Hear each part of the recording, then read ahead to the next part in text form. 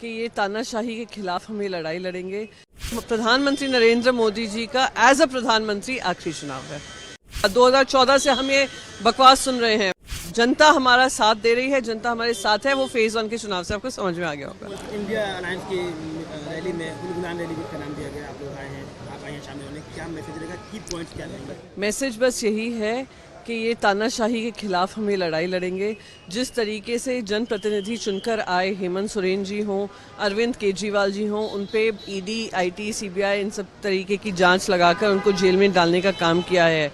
निर्दोष लोगों को जेल में डाल रहे हैं क्योंकि जस्ट उनकी गुनाह क्या है, वो इस केंद्र सरकार की तानाशाही के खिलाफ लड़ रहे हैं।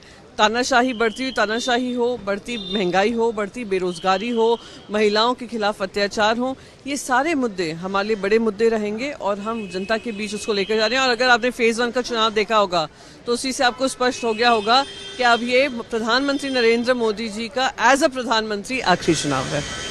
बीजेपी कहना है कि जो एंटी नेशनल्स हैं, एंटी सनातन हैं, जो देश को तोड़ने वाले हैं, वो सब एक साथ इकट्ठे आ रहे हैं। और उनको जो कहना है वो कहें। ये कह कर उनका गला सूख गया होगा। 2014 से हम ये बकवास सुन रहे हैं। मैं बकवास इसलिए कह रही हूँ क्योंकि जिनको इन्होंने सनातन के खिलाफ बोला, जिनको इन्हें भ्रष्टाचारी कहा, वो सब अब भारतीय जनता पार्टी में इनके कंधे से कंधा मिलाकर खड़े हुए हैं। ये वैक्यूम क्लीनर बन गए हैं।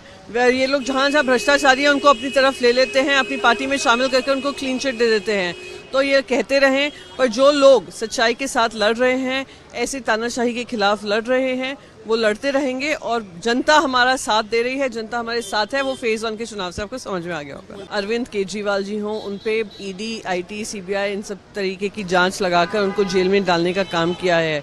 निर्दोष लोगों को जेल में डाल रहे हैं क्योंकि जस्ट उनकी गुनाह क्या है, वो इस केंद्र सरकार की तानाशाही के खिलाफ लड़ रहे हैं।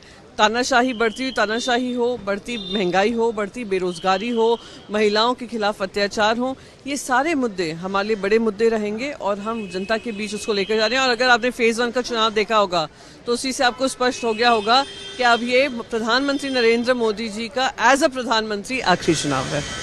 बीजेपी कहना है कि जो एंटी नेशनल्स हैं, एंटी सनातन हैं, जो देश को तोड़ने वाले हैं, वो सब एक साथ इकट्ठे आ रहे हैं। और उनको जो कहना है वो कहें। ये कह कर उनका गला सूख गया होगा। 2014 से हम ये बकवास सुन रहे हैं। मैं बकवास इसलिए कह रही हूँ क्योंकि जिनको इन्होंने सनातन के खिलाफ बोला, जिनको इन्हें भ्रष्टाचारी कहा, वो सब अब भारतीय जनता पार्टी में इनके कंधे से कंधा मिलाकर खड़े हुए हैं।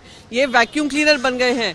ये लोग जहाँ जहाँ भ्रष्टाचारी हैं उनको अपनी तरफ ले लेते हैं, अपनी पार्टी में शामिल करके उनको क्लीन चिट दे देते हैं। तो ये कहते रहें, पर जो लोग सच्चाई के साथ लड़ रहे हैं, ऐसी तानाशाही के खिलाफ लड़ रहे हैं, वो लड़ते रहेंगे और जनता हमारा साथ दे रही है, जनता हमारे साथ है। वो फेज 1 के चुनाव से आपको समझ में आ गया होगा।